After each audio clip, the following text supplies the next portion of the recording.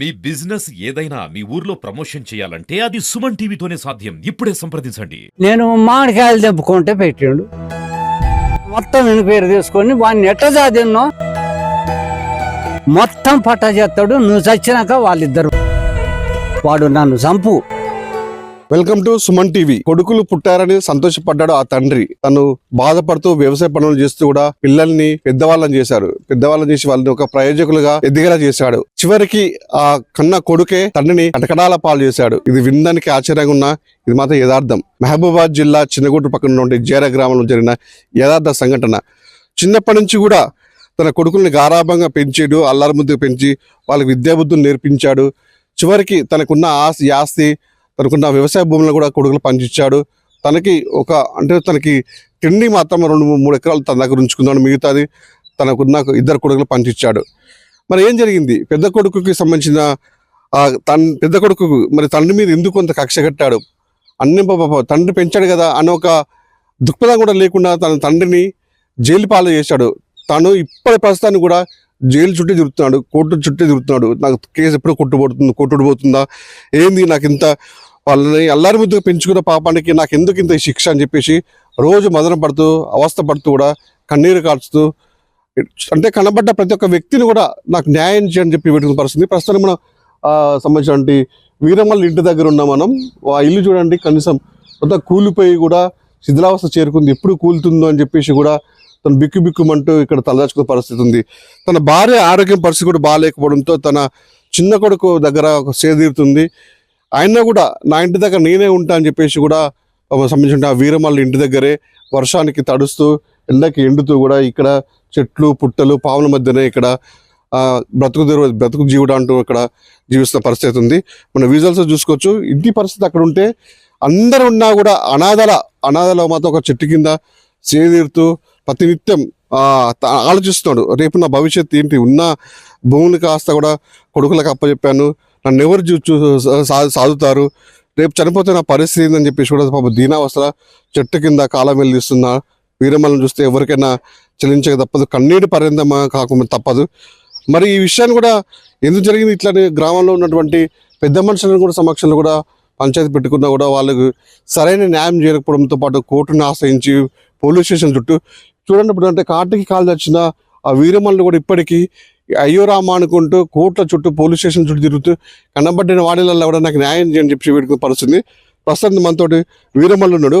అసలు ఏంది పాప ఆ పెద్ద ఏంది అని తన బతికేంది, ఈ విధంగా ఎందుకు వచ్చింది తన మాటల్లో అడిగి తెలుసుకునే ప్రయత్నం చేద్దాం. నమస్తే పెద్ద మనిషి, ఏం పేరండి పేరు? వీరమల్లయ్య.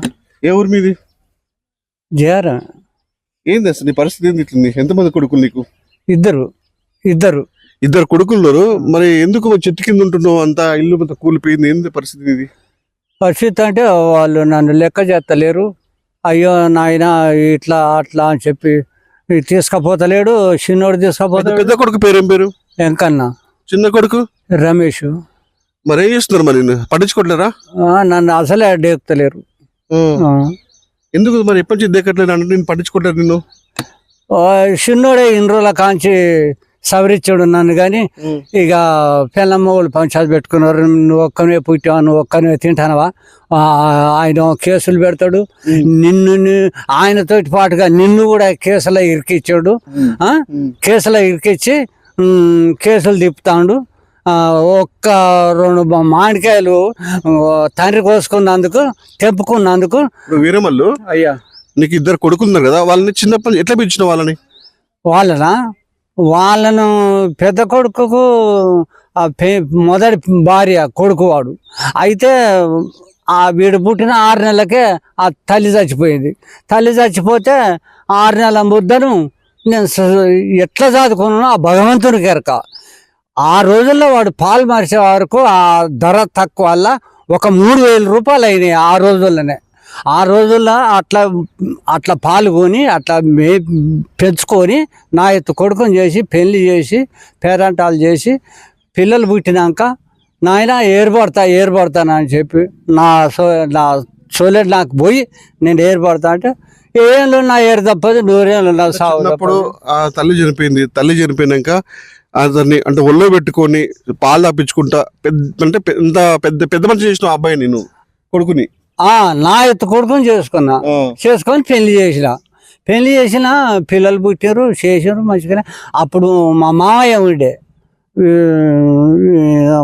ముసలోడు, ఆయన చచ్చిపోయాడు. ఆయన చచ్చిపోయినాక మరి ఎట్లనే మరి ఆయన చచ్చిపోయినట్ట, బిడ్డ చచ్చిపోగానే మామ మరి ఎట్టనే మరి మన గతి ఎట్లనే మామ, నా గతి ఎట్టనే అని చెప్పి అంటే, కొడుక నువ్వు ఎందుకు ఎడతావు, ఇంకో అమ్మాయిని చేస్తా అని చెప్పి ఆ ముసలోడే పోయి మాట్లాడుకొచ్చి దీన్ని చేసాడు. దీన్ని చేస్తే 2 బిడ్డలు పుట్టారు. ఈ రమేష్ గాడు పుట్టాడు. ఇక పుట్టినాక ఇక నేను ఏర్పడతా అని పెద్దోడు అన్నాడు. అంటే ఏళ్ళున్నా ఏరు తప్పదు, 100 ఏళ్ళున్నా సాగు తప్పదు కొడుక, ఏర్పడ్రి పంచుకోరి. నా చేత కూడా కాకుండా అయిపోయింది, నేను కూర్చుంటే లేవకుండా అయినా నీ దండం పెడతా, ఇక పంచుకోరి కొడుక. ఎంత ఉంది భూమి? ఎంత ఉంది మొత్తం నీకు? 15 ఎకరాలు. 15 ఎకరాలు ఉన్నది. ఏం చేసినావు వాటి భూమిని? ఎవరి ఎంత పంచినావు అయ్యా? ఎంత పంచినావు ఒక్కొక్కరికి? వానికి 7 ఎకరాలు, వీనికి 7 ఎకరాలు. పెద్దోనికి 6 ఎకరం పెచ్చు. ఇక 30 నాకు ఉన్నది. మరి ఇప్పుడు నీ పరిస్థితి ఎట్లుంది? మరి నీ పరిస్థితి ఇప్పుడు? అయ్యా ఇంకా నా పరిస్థితి ఏముంది, నన్ను ఎవరు దేకుతలేరు, బోని ఎడతాను. ఇక నా చేత కదా సాగు రాదా, మరి ఇక నేను ఏం చేయను. ఆయన నీ మీద ఎన్ని కేసులు అయినాయి? ఎవరు పెట్టిన కేసులు నీ మీద? పెద్ద కొడుకు. ఎందుకు పెట్టిండు? నేను మామిడికాయలు తెంపుకుంటే పెట్టిండు. మామిడికాయలు తెంపుకుంటే పెట్టిండు. ఇది నా తల్లిది, నా తాతది, నువ్వు కొడుకులరా అని చెప్పి అదొక కేసు. మరి మామిడికాయలు తెంపే హక్కు నీకు లేదా? తండ్రి నీకు లేదా? మామిడికాయలు తెంపుకున్నావు కదా. ఆ భూములు కొన్నది నేనైనా. మల్యాలకు పోయి మామిడి తోట తెచ్చి నెత్తుకొని వచ్చి చెట్లు నాటేసుకొని, నాటు పెట్టుకొని, చెట్లు పెంచుకొని అని చేసి ఏర్పడ్డాక మంచిగానే ఉన్నాం. 5-6 ఏళ్ళు మంచిగానే ఉన్నాక ఇక నాకు ఒక పచ్చడి చెట్టు ఉండే, మన దేశవాళ చెట్టు. అయితే ఆ చెట్టు మీద కాయలు అందరం పచ్చడి పెట్టుకుంటాం. 2 బిడ్డలు, 2 కొడుకులు, నేను. మిగతా ఉన్నాయి అమ్ముకునేది. అమ్ముకుంటే నాకు కళ్ళు నీళ్ళ మందం వచ్చేది. అట్లాడడానికి నన్ను అసలే ఏమాత్రం కనగంటే ఓర్తలేడు. నెరి పెద్దోని మీదనే ఉన్నది వైకుంఠం. మీ పెద్ద కొడుకుని అంత అల్లారం ముందుగా పెంచిన, తల్లి చనిపోయినా కూడా అంత పెంచినావు కదా. మొత్తం ఎంక్వైరీ చేసుకోండి అయ్యా. ఈ ఊళ్ళో మొత్తం జేఆర్ మొత్తం ఎంక్వైరీ చేసుకొని వాడిని ఎట్లా చదివినో, ఎట్లా పెద్ద చేసుకున్నానో ఈ ఊరు మొత్తం చెప్పుద్ది. లాస్ట్కు నేను జామకాయ తెంపుకుంటే జైలుకు పంపించిండు. మామిడికాయలు తిప్పినావు? నా మామిడి తోట లూడిపుచ్చినామని. లూడిపుచ్చినామని నా ఒక్కరి మీద కాదు, చిన్న కొడుకు మీద, నా మీద, సూద్రపల్లి ముత్రాశ్వని. ఎన్ని సంవత్సరాల నుంచి పోలీస్ స్టేషన్ చుట్టూ, కోర్టు చుట్టూ తిరుగుతున్నావు నువ్వు? నేనా ఇప్పుడు 3 ఏళ్ళ నుంచి తిరుగుతానా. ఎవరు నన్ను డేకలే. ఇది ఆఖరికి ఆ కోర్టు కానీ అన్నారు కదా, నువ్వు కలెక్టర్ కాడికి పో, నీ భూమి నీకు మొత్తం పట్టా చేస్తాడు, నువ్వు చచ్చినాక వాళ్ళిద్దరు పంచుకుంటారు. నాకు మాత్రం ఏమేరకన ఆయన వాళ్ళు అక్కడ చెప్తేనే అక్కడ పడదాక పోయిన ఆయన కాడికి. ఎవరు అధికారులు ఏమన్నారు? వాళ్ళు న్యాయం చేస్తా చెప్పి నీకు? మరి ఇక నేను అదంతా ఏం అడగలేదు నాయన. ఇక న్యాయం చేయకపోతే ఏం చేస్తాడు ఆయన? ఏ న్యాయం కావాలి చెప్పు నీకు? అయ్యా నీకు ఏం న్యాయం కావాలి ఇప్పుడు?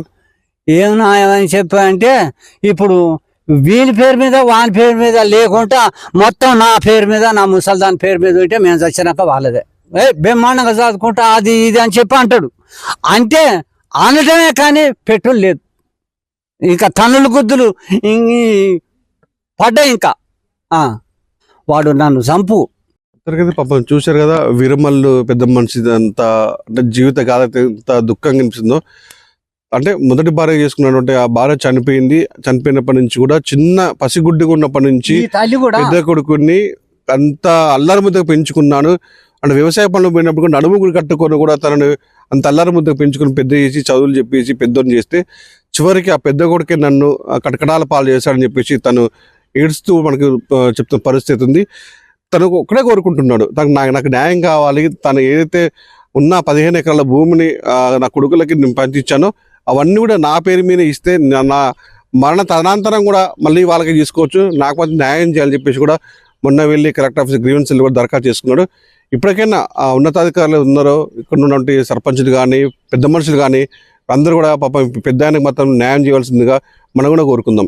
నేను మామిడికాయలు తెంపుకుంటే పెట్టిండు, మొత్తం పేరు తీసుకొని వాడిని ఎట్ట చదివినో మొత్తం పట్టా చేస్తాడు. నువ్వు చచ్చినాక వాళ్ళిద్దరు, వాడు నన్ను చంపు